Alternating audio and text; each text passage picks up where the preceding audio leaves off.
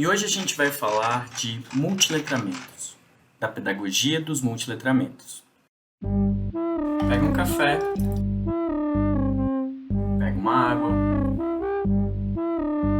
pega o gato, não pega não.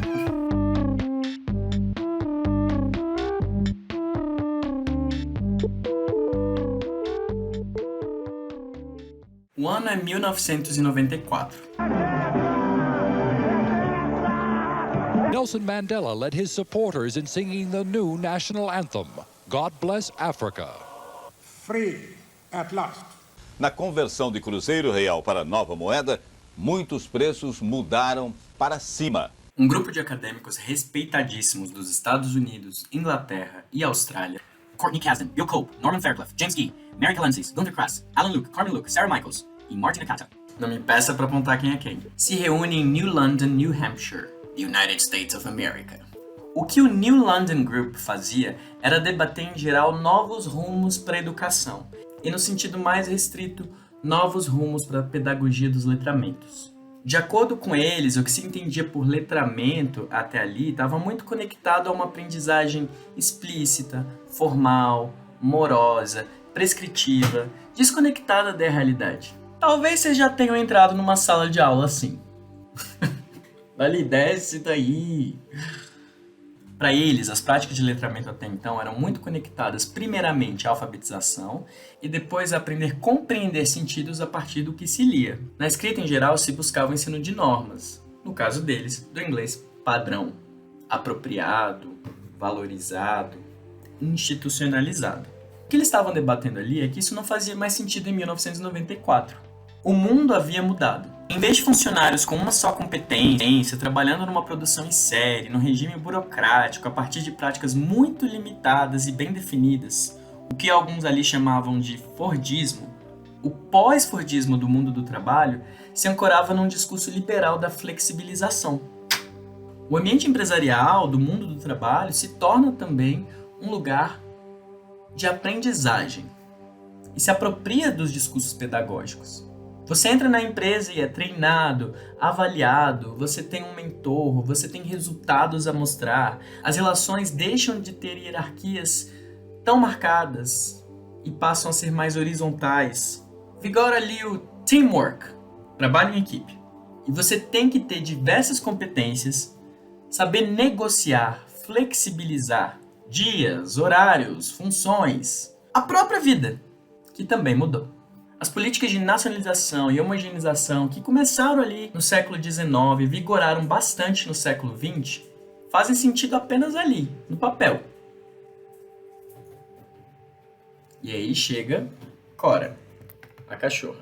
O que os alunos veem, na verdade, é uma grande diversidade étnica, racial, social, cultural, corporal, linguística, de gênero e de orientação sexual, entre outros.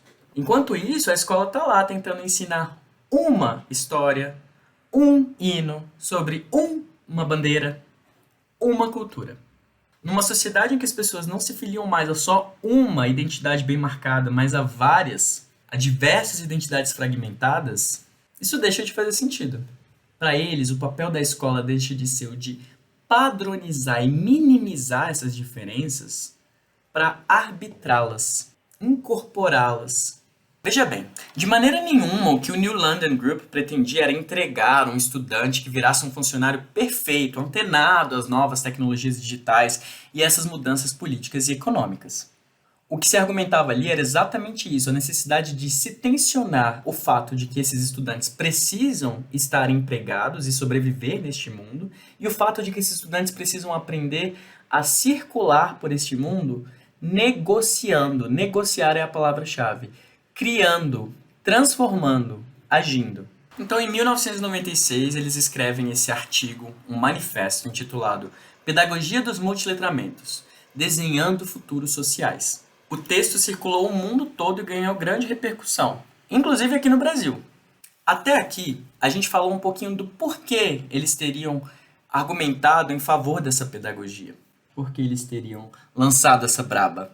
Mas o manifesto aponta principalmente para o que e para o como da pedagogia dos multiletramentos. É claro que aqui a gente só vai pincelar aquilo que já foi escrito, reescrito, desenhado, redesenhado em teses, dissertações, artigos e salas de aula mundo afora. Com relação ao o que, os autores argumentam que nesse novo mundo atravessado por novas tecnologias da informação, por uma nova conjuntura política e econômica que se espraia globalmente, a forma de produzir sentido, o famoso meaning making, passa a ser diferente. Ela não é só mediada pela escrita. Na verdade, nunca foi. Mas o lugar da produção do sentido passa a ser muito mais fragmentado. Afinal, a gente tem tecnologias como fax, internet discada, telefone celular, avião, televisão em cores, rádio. Tudo então fica mais rápido e os sentidos, os significados, passam cada vez mais a ser construídos por outras dimensões que não só a da dimensão imediata da fala e da escrita. O som e a imagem, por exemplo, passam a mediar as nossas relações e o nosso entendimento do mundo. Então ali eles propõem que os letramentos devem ser considerados multi, porque os educadores e os estudantes eles têm uma gama de dimensões para se inteirar. Outros modos de produção de sentido. Para além do linguístico, o visual, o sonoro, o gestual, o espacial, e englobando tudo, o multimodal, que é esse que interconecta todas essas dimensões, todos esses modos de produção de sentido. Para eles, todo texto é multimodal. Todo texto tem uma preocupação visual, que por si só já gera sentidos. Por exemplo, os significados desse vídeo. Os significados desse vídeo se dão não só pelo texto que eu estou lendo e interpretando, mas também pela imagem, pelo tom da minha voz, pelas piadinhas, pela musiquinha de fundo que acalma uns e irrita outros, nos frames em preto e branco para dar ritmo e, claro, nos gestos. Enfim, os letramentos nessa nova realidade seriam mediados pelo conceito-chave desse artigo, que é o de design.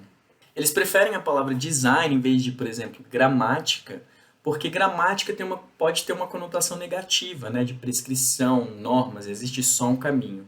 E o design, além de deixar as possibilidades abertas, na própria conotação da palavra se enfatiza tanto o processo de construção de sentidos como os produtos. Os principais processos e produtos que estão em xeque ali no artigo são o design de futuros sociais. Daí o subtítulo. Então veja, o papel da escola deixa de ser aquele só de preparar estudantes para um mundo fixo, estático e dado. E passa a ser o de prepará-los para circular neste mundo, compreendendo esse mundo e criando novos sentidos e, portanto, novas realidades. Para os autores, a sociedade já tem designs disponíveis, formas e produtos de se representar o mundo.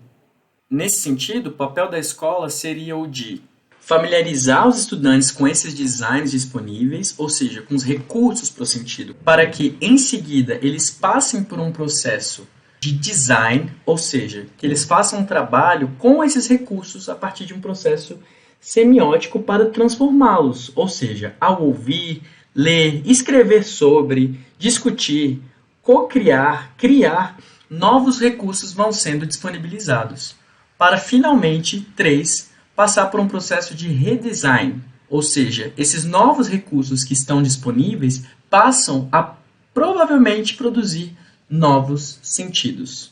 Por exemplo, para produzir esse vídeo, eu precisei primeiro ler alguns textos, assistir a alguns vídeos. Ou seja, eu fui buscar nos designs disponíveis aquilo que eu precisava entender sobre esse assunto. Depois, eu mesmo passei por um processo de design, ou seja, escrever um roteiro, adaptar a discussão para vídeo, sumarizar minhas impressões, criando um novo recurso que é transformado à medida que vocês assistem esse vídeo. A partir disso, quem sabe ele possa receber um novo design. Talvez inicie-se aí um processo de redesign, uma discussão sobre esse vídeo que gera um novo produto. É um ciclo que nunca acaba. Em vez de deixar estudantes fora desse ciclo, colocá-los como atores desse ciclo. É isso que a pedagogia dos letramentos argumenta. A gente falou um pouco sobre o que da pedagogia dos letramentos. Agora a gente vai falar um pouco sobre como. Como fazer, qual é o papel da escola nisso tudo. Para os autores, o trabalho nessa perspectiva inclui 4 ações, 4 dimensões. Essas dimensões não são hierárquicas, elas não têm uma ordem, elas acontecem ao mesmo tempo. Em alguns momentos, determinada prática vai ser enfatizada, em alguns momentos, outras práticas vão ser enfatizadas. Um trabalho sistemático com a pedagogia dos multiletramentos incluiria prática situada, instrução explícita, enquadramento crítico e, finalmente, prática transformadora. A prática situada tem a ver com dar aos estudantes a possibilidade de experienciar aquilo que eles estão estudando. A imersão na experiência, a familiarização com os recursos disponíveis, a simulação de relacionamentos encontrados, tanto no mundo do trabalho quanto na vida privada, como, por exemplo, nos espaços públicos. Em seguida, eles defendem a questão da instrução explícita. E eles defendem ali com muito cuidado. Muitas vezes a escola entende que o ensino de gramática é ensinar os estudantes a se familiarizar com uma terminologia e um vocabulário explícito sobre a língua. Os estudantes aprendem a falar sobre a língua e se debruçam pouco sobre como ampliar as possibilidades de uso da língua. Essa instrução explícita aqui, na verdade, ela vem como suporte, uma forma de fazer que os estudantes que estão vivenciando essas práticas também saibam dizer sobre essas práticas, nomear essas práticas, pensar sobre essas práticas. O que se visa aqui é essa compreensão sistemática, analítica e consciente. Um outro aspecto é o enquadramento crítico. Além de vivenciar, saber dizer sobre o que vivenciam, os estudantes precisam se distanciar um pouco dessas práticas para refletir sobre elas e desenvolver um enquadramento crítico em relação ao seu contexto de aprendizagem. E claro, tudo isso se relaciona à noção de uma prática transformadora.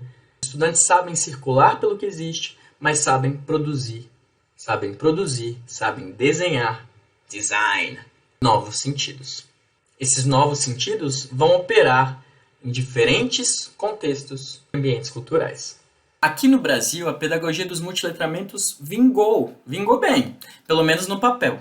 De acordo com Ana Luísa Ribeiro, e eu vou deixar as referências aqui, em algum lugar, é enorme o número de teses, dissertações e artigos brasileiros sobre o tema da pedagogia dos letramentos.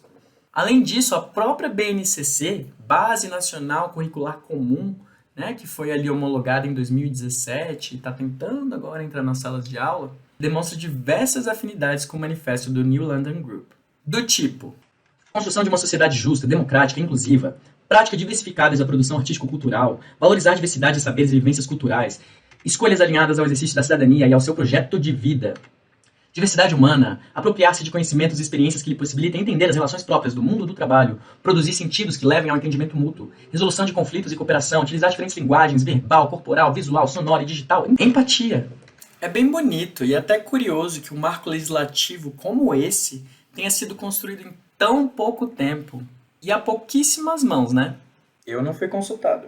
Para Ribeiro e muitos outros autores, a implementação da pedagogia dos multiletramentos no Brasil é ainda muito incipiente. Ela existe ali no papel, mas na prática, do chão da escola, do cotidiano escolar, ela tem existido muito mais como esforços individuais de alguns grupos de docentes, alguns grupos de estudo, algumas comunidades escolares, do que uma política pública, por exemplo.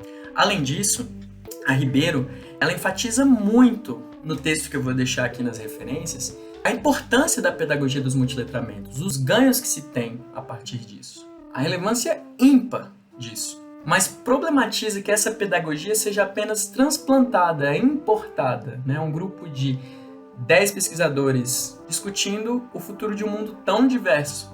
Então ela argumenta que nós deveríamos, claro, nos familiarizar com isso, mas também discutir os nossos próprios multiletramentos, pensar que futuros nós queremos desenhar.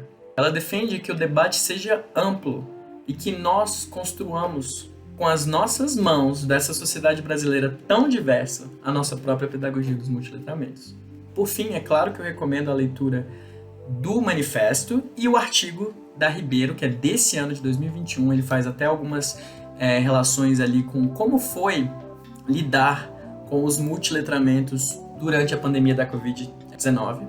Ela discute ali em minúcias o texto, né, criticamente, relacionando-o com as nossas latinidades e paulatinidades. Não deixem de ler.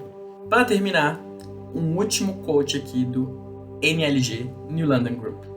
Não podemos refazer o mundo através da escolarização, mas podemos instanciar uma visão a partir de uma pedagogia que cria em microcosmo um conjunto de relacionamentos transformados e possibilidades para futuros sociais, uma visão que é vivenciada em escolas. Isso pode envolver atividades tais como simular relações trabalhistas de colaboração, comprometimento, envolvimento criativo, usar a escola como um espaço para acesso à mídia de massa e à aprendizagem, reivindicar o espaço público da cidadania escolar para diversas comunidades e discursos, e criar comunidades de aprendizes diversos e que respeitem a autonomia das diferentes formas de se viver o mundo. E isso é muita coisa. Até a próxima.